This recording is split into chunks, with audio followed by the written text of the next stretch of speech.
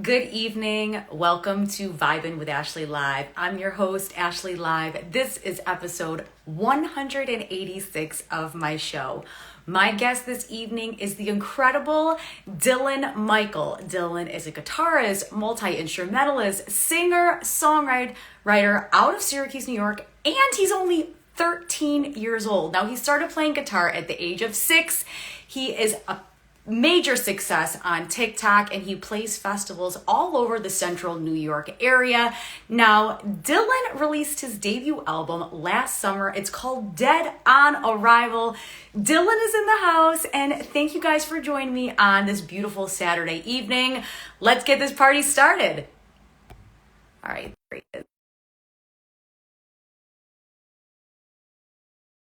Welcome.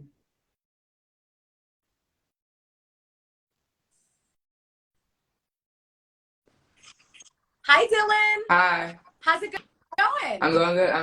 I'm good. How are you? Doing well, thanks. How's your weekend? What have you been up to? Not much. I played a gig last night with my dad and Pump Pizza and Maddie Dal. Nice. So that went well. Cool. So when someone goes to see a Dylan Michael show, what can they expect? A lot of old rock music. Okay. Depends on whether it's acoustic or electric. When it's acoustic, I do a lot of more 90s songs Mhm. like Green Day and Foo Fighters. Nice. And then when it's electric, I like to go a little harder. I go Metallica, Guns N' Roses, all that sort of stuff.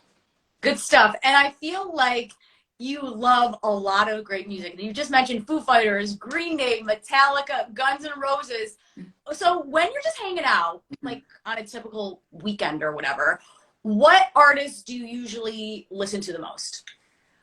Depends on what I'm doing. If I'm just relaxing in bed doing nothing, I tend to go for more relaxing artists, like Foo Fighters, or sometimes I listen to some Eminem.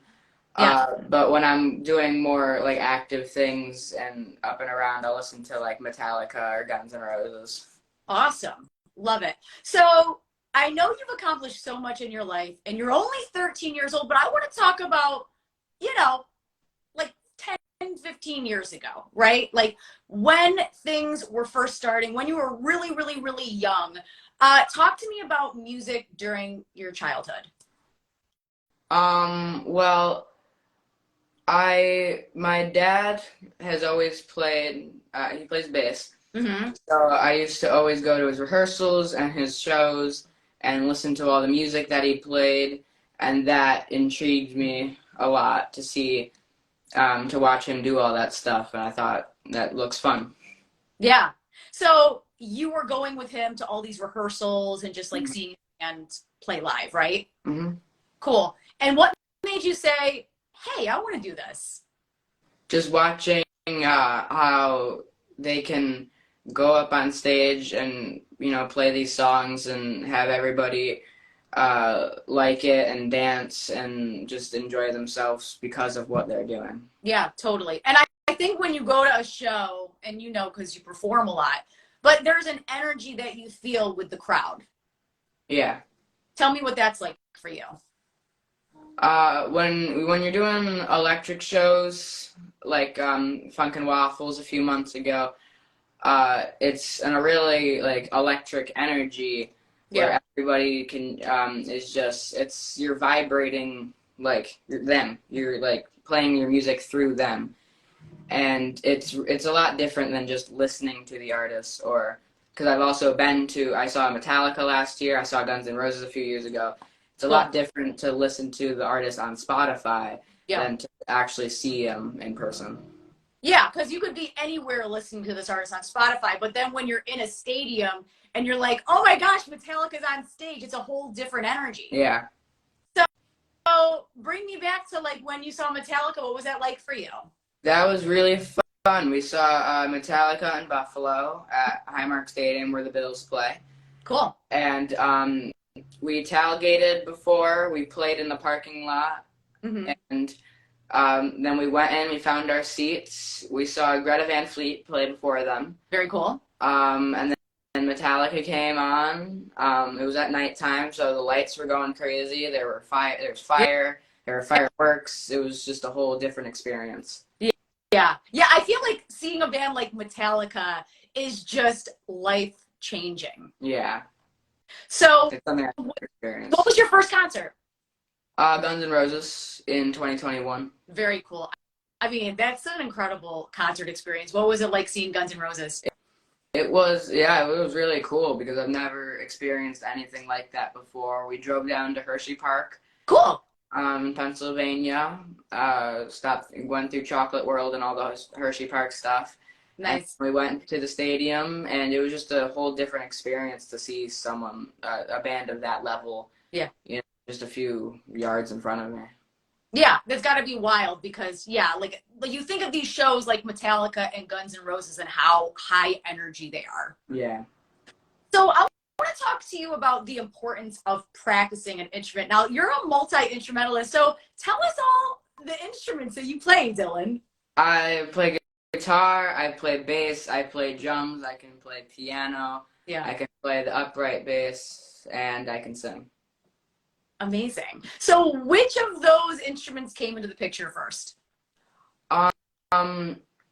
Technically, I got my first instrument I got was my bass because of my dad who plays bass. Mm-hmm. And then the drums, and then the guitar. So the guitar kind of came last. Mm-hmm. And what made you say guitar is my instrument? It was after I got my guitar, it was the one that I found most enjoying to play. Mm-hmm. I liked playing all the other instruments, but something about guitar just stuck out to me. Mm-hmm. And when we talk about practicing an instrument, how often do you practice, like on a weekly basis? I practice about, I would say, at least an hour a day, maybe a little less some days. Mm-hmm. And why is it important to make practicing a part of your week? Because if you don't practice, then you're not going to get better. Yeah. And you can always be better no matter how good you are. Yeah. Even if you're the best guitarist in the world, you could still be better. Yeah. Yeah, totally. Yeah. Now, we were talking earlier about how many hours you were practicing. How many hours did you say that you practiced? In 2021, I practiced for about 500 hours. Yes. And were you jotting it down every day or every week? How did that work? I started out every day, and then I kind of found it easier to do it every week. Mm-hmm. Mm-hmm. Yeah. So I definitely think it's one of those things where it's just, you love it, you practice all the time. And so when you're practicing, are you doing covers? Are you just kind of like doing your own thing? What does that look like? It depends on what I'm practicing. Sometimes I practice for shows that I have upcoming, like the Pump Pizza show I did. I was practicing my acoustic guitar a lot, practicing all the songs that we had to do. Yeah. Or sometimes, usually when I'm playing my electric, I'm just kind of noodling around and not really doing anything specific. Yeah. But sometimes, if it's for a show and I need to learn some songs, I'll play through the songs. Definitely. So your dad, Mike, is your manager. What is it like working with him? It's fun. I enjoy working with him. It's nice that my manager lives right across the hall from me. Yeah, very, very convenient. And it's nice that I always have a bass player whenever I need one. Mm-hmm. And it's really nice to have my dad be a musician and my manager. Right. Just makes things so much more easier. That would be more difficult. Definitely. Yeah, because he's already in the business, so he knows like the ropes, and he can show you and say, "Hey, Ellen, this is what happened to me," or like, "I know this venue," or "I need to know these promoters." Mm-hmm. So, what has your dad taught you about music? He taught me to practice a lot. Yeah. That's why I practice so much. Uh-huh. He taught me a lot of things regarding playing out. Mm-hmm. Just play through your mistakes and don't try and shine light on them, or like just ignore them and pretend they didn't happen. Right. I think that's good advice because sometimes you might think that you messed up on a song, but everybody else listening is like, no, that sounded normal. Yeah. So you told us about how Metallica and Guns N' Roses inspire you. What do you like most about these bands? I like a lot of their stories on how they became how big they are today. Yeah. And just the way that they write their music, and it's different from how a lot of people write their music. Mm-hmm. It's not just the same thing every song. You know, when you click on a song, it's a whole totally different experience from a different song that you listen to. Yeah. Completely agree with that. So I want to talk about some of the songs that you cover. What are a few of your favorites and why? I have played Sweet Child of Mine at almost every gig that I've played. Yeah. There's only like 2, maybe 3 gigs that I haven't played that song at. Yeah. And I don't love playing it as much as I used to, but I still do a lot because it's enjoyable for everybody. Yeah. And, play a lot of Metallica. Enter Sandman is a popular one. When I do acoustic shows, Everlong, Boulevard of Broken Dreams, Wonderwall sometimes. I play a lot of, when I do acoustic shows, I play a lot of, my dad was in a band when he was out of high school with a few guys that I know very well. So I play a lot of their songs. Very cool. So I want to say congrats on your debut album that came out last summer, Dead on Arrival. So let's talk about the inspiration behind this project. Well, we were booking gigs, trying to get a lot of gigs done. And we got a gig at Funkin' Waffles, August 28th, and we decided to make it a CD release party. The only problem is we only had a few songs written and nothing recorded. Yeah. So July was a very busy month for us. We had a few gigs in early July. We went on vacation. And so we didn't get a lot of work done because we booked this gig at the end of June. So we had the entire month of August to record an entire album and finish all the songs. And we got the album was done August 27th, I want to say, and the gig was the next day. So we really cut it close. Yeah. But we pulled through, and having a deadline was a very big, a lot of motivation, because I don't think without that deadline, it would have taken a lot longer. And maybe it would have came out a little better, but I'm happy with how it turned out. Yeah. So talk about some of the songs on your album. Well, some songs on the album, In Pieces, which is my personal favorite to play live. I played drums on it live, and that was the purpose. And, I mean, the really reason it's on there is because we wanted to add as much songs as possible, but also keeping, like, a mentality of wanting to listen to it and not just listening to it because it's on the album. Yeah. A lot of songs just kind of came to me while I was noodling. That's how I come up with most of my riffs, like Dead on Arrival, Breakout, Critical Condition. Deal with the Devil I wrote on GarageBand. I wrote the intro on it to GarageBand. Cool! On my phone, and I thought it sounded cool, so I played it on the actual instruments and turned that into a song. Awesome. So yeah. Awesome. So regarding this album that you put out, you did it in your bedroom with your dad, like writing and producing and all that. Talk to us about that. Well, every day when he'd come home from work, we pretty much got right in the studio, which I'm in right now. Yeah. We recorded drums first. We got pretty much all the drum tracks down. Then we got pretty much all the bass tracks down, and then it was time for the guitars, which probably took the longest. We wanted to make sure the guitar sound was perfect, because the guitar was the most important part, because that's my brand. Definitely. So once we got all the guitars down, we did vocals in like a few days. The harmony, there was a few harmonies on the album that took a little longer, because I'm not the best singer. But we yeah, we just kind of took it instrument at a time, song at a time, and we eventually got it done. Amazing. And so, okay, so you started working on it in the summer, but what was the actual amount of time that you had to record this album?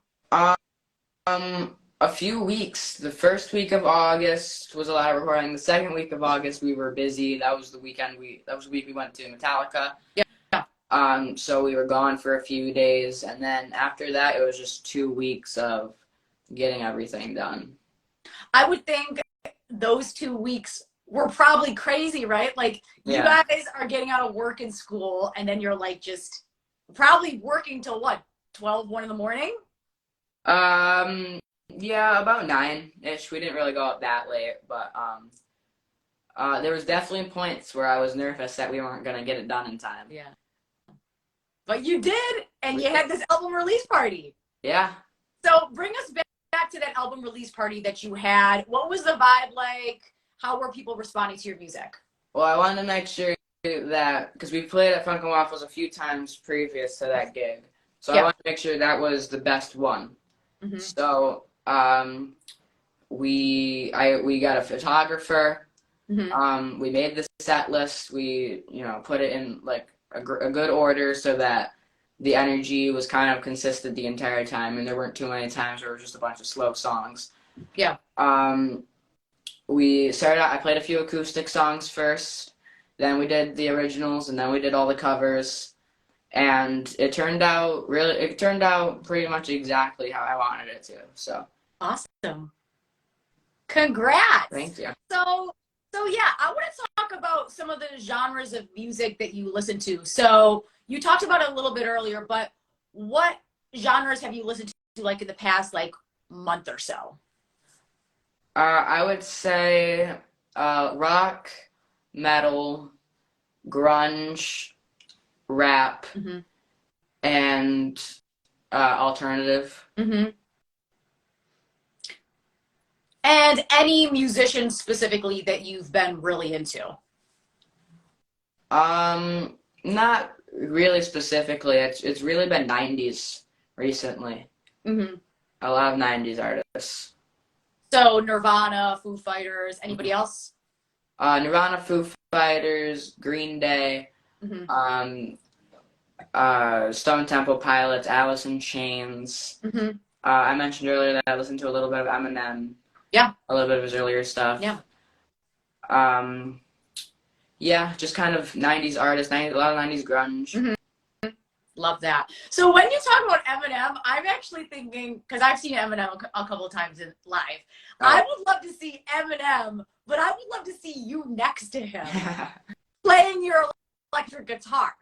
Yeah, that would be pretty cool. I think that would be awesome because it's just one of those things where, like, he doesn't really do a lot of live appearances, but when he comes out, it's just like, oh my gosh, we feel like we haven't seen him in a minute. Yeah. Dylan, this needs to happen. All right, well, I'll talk to him. This needs to happen. You and Eminem, like, this would be awesome. So, what is the best advice you've ever been given?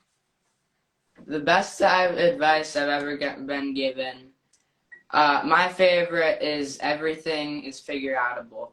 Mm-hmm. Which, so no matter how difficult the problem is that you're facing, you can get through it eventually.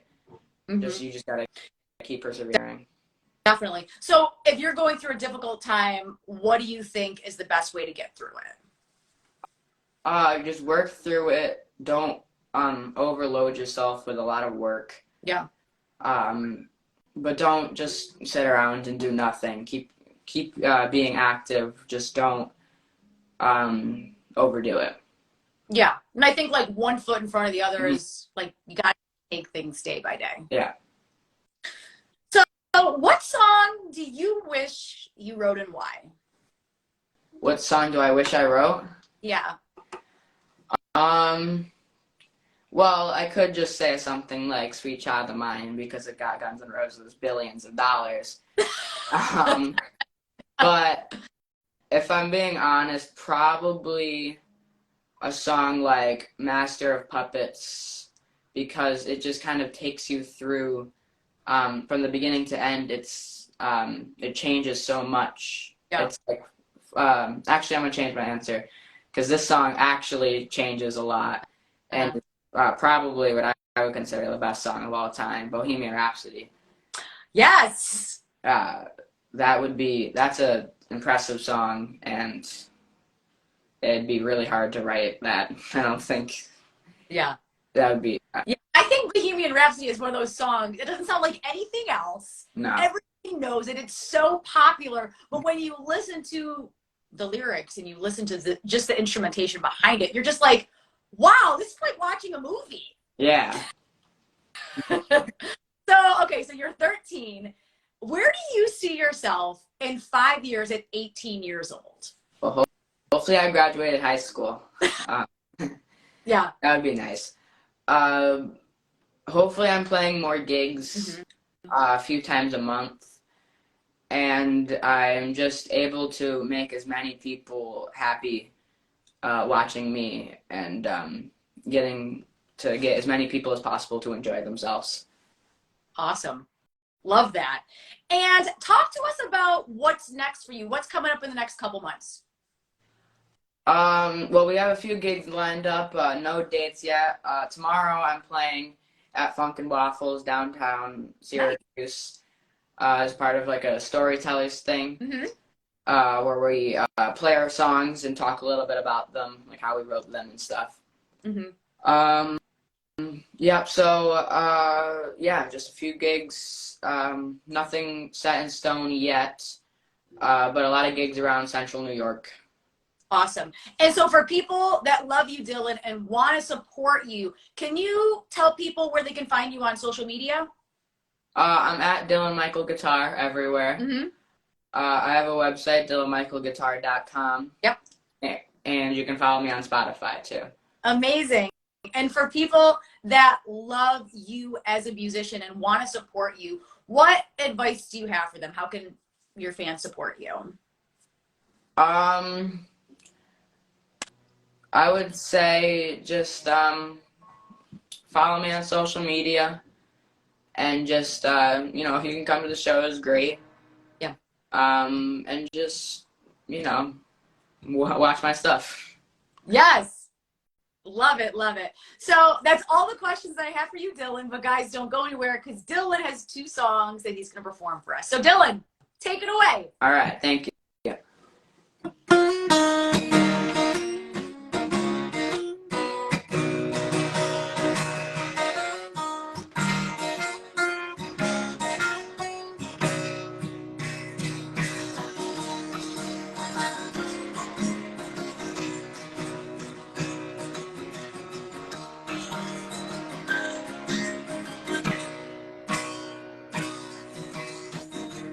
Have you ever stepped in the face? Your heart starts beating faster and pace. Brakes start crashing on its songs. Start to realize that you can't go. I made a deal with the devil. Thought that we could battle, but everything is still a mess.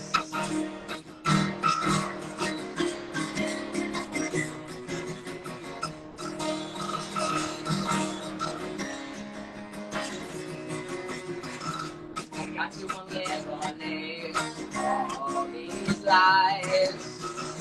I can't sit here, no, I can't sit here on the guys. I feel the travel. I thought that we could travel, but everything is still a mess.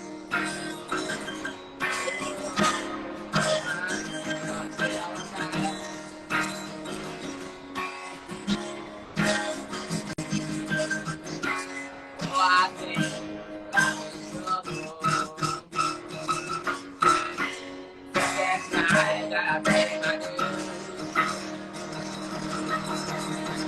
May I be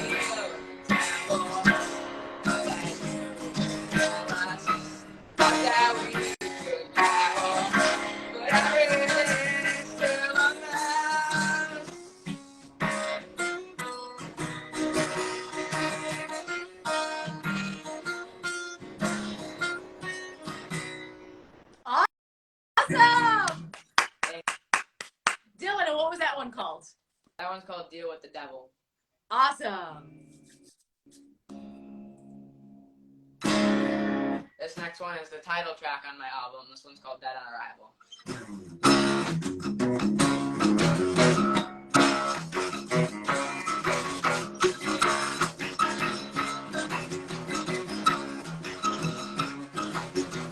I am intoxicated. Thought that stuff was updated. Now I'm mentally subsided. But still ain't wondering if I'll make it.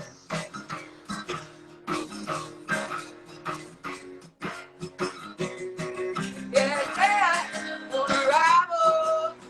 Ain't no chance of revival. So he's dead on arrival. Just a game of survival, yeah.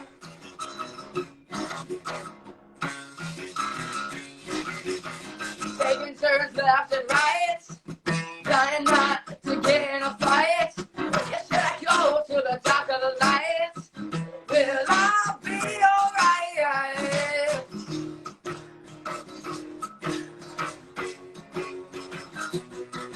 Yeah, on arrival. Ain't no chance of revival. No, he's dead on arrival. Just a game of survival, yeah.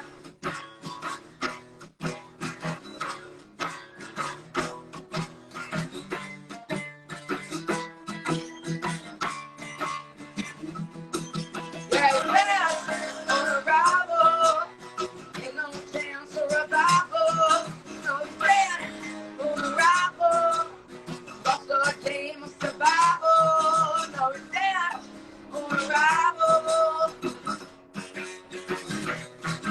No, he's dead on arrival. Woo! Thank you.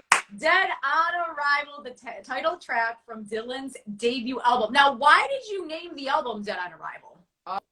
I thought that was the best song. Yeah. And it just kind of was the title that stuck out to me the most, and I thought was the most interesting to hear. Yeah. And a very high energy song as well. Yeah, thank you.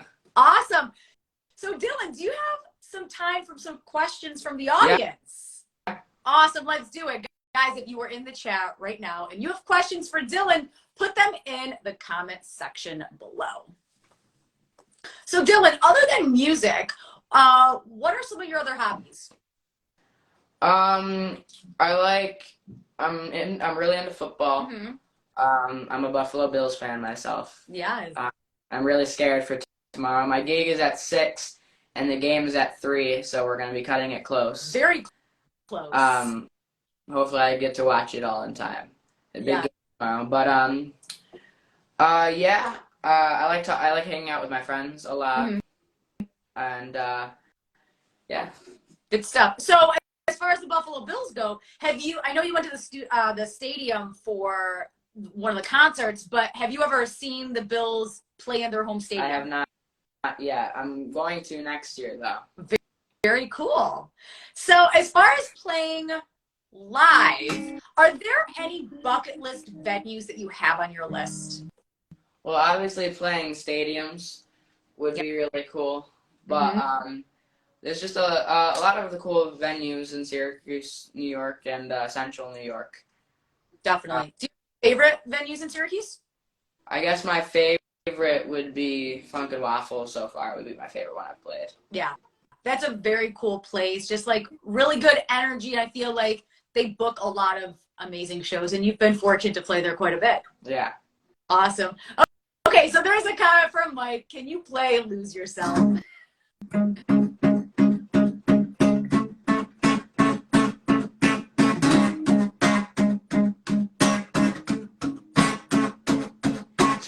Sweaty, knees weak, arms are heavy, just falling on a sweater already. Mom's spaghetti's nervous, but I'm surfing, feels calm and ready to drop bombs. But he keeps on forgetting what he wrote down. The whole crowd goes so loud, he opens his mouth, but the words won't come out. Choking out, everybody's joking now. The clock's run up, time's up, over for loud. Snap back to reality, oh, it goes back.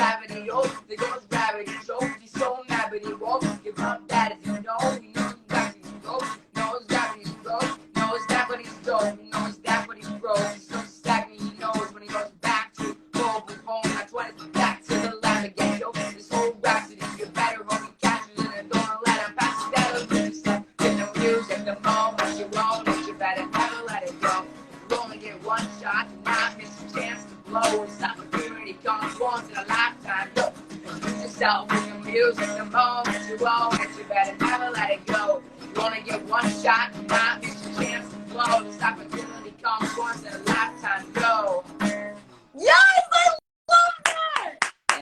Thank Thanks, you. Dylan. Also, no one's ever covered Eminem in my show, and I love that you did that because I think when you cover an Eminem song, you have to have a certain level of energy as well as know all the words.